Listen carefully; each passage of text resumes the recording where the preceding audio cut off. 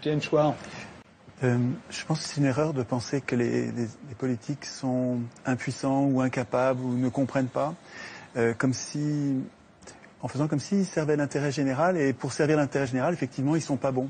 Si on renverse la perspective en comprenant que finalement ces gens-là servent les intérêts de ceux qui les ont fait élire, et qui sont les 1% les plus riches de la population, à ce moment-là, c'est pas du tout une catastrophe. Vous parlez de catastrophe, mais c'est une réussite formidable. Tout se passe comme prévu.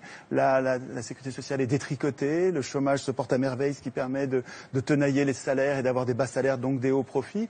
Donc tout se passe bien, en fait, du point de vue des 1% qui se gavent comme jamais. Les banques qui devraient être en prison pour faillite frauduleuse, leurs patrons se font mieux payer que jamais et arrivent maintenant au gouvernement des différents pays. Je trouve que la situation est pas du tout catastrophique pour ceux qui financent les campagnes électorales des élus. Et je trouve que là, de ce point de vue, c'est assez logique.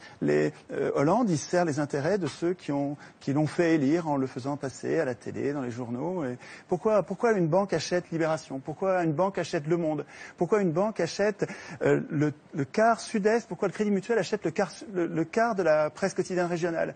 C'est pour gagner les élections. Et ensuite, les élus rendent des comptes à ceux qui les font élire. Le problème, c'est que nos élus ne doivent rien aux électeurs. Que vous votiez ou vous votiez pas, c'est pas vous, ce sera un autre. Ceux qui vont voter, c'est ceux qui regardent la télévision, qui sont pas politisés. Il faut qu'ils passent beaucoup à la télévision. Vous regardez les curseurs, c'est incroyable la similitude qu'il y a entre les courbes de passage à la télé et les résultats aux élections.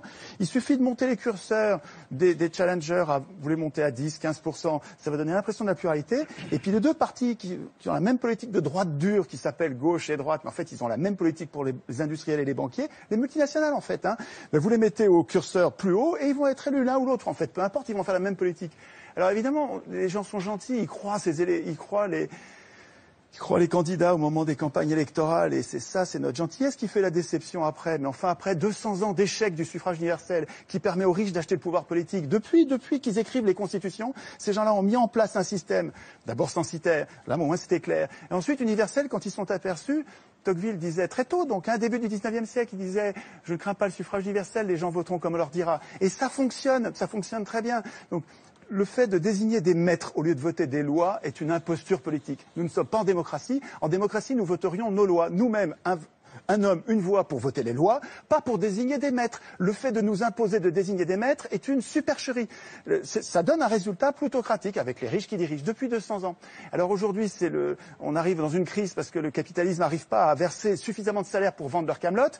Alors effectivement, ils prétendent que le système est en crise comme si c'était un accident. Mais c'est pas du tout un accident. Les choses se passent comme d'habitude, avec une impuissance politique. Vous avez raison sur l'impuissance politique, mais cette impuissance politique, elle est programmée. Il y a un endroit où il est écrit que le peuple n'a aucune puissance. Ça s'appelle la Constitution. Le problème, c'est que tout le monde s'en fout. Nous nous foutons de la Constitution. C'est bien fait pour nous. C'est pas la faute des affreux qui dirigent. C'est notre faute à nous de pas écrire notre Constitution dans laquelle nous prévoirions notre puissance. Le référendum d'initiative populaire, les élections sans candidat ou les élections avec des primaires et avec l'impossibilité pour les condamnés de se représenter, etc. Notre impuissance tient à notre démission du processus constituant. Et tant qu'on bavarde sur ce que font les représentants politiques qui sont les représentants des riches, on passe à côté de la cause de nos problèmes. Donc il me semble qu'en recentrant la réflexion sur la cause de nos problèmes, on arrive à trouver des solutions.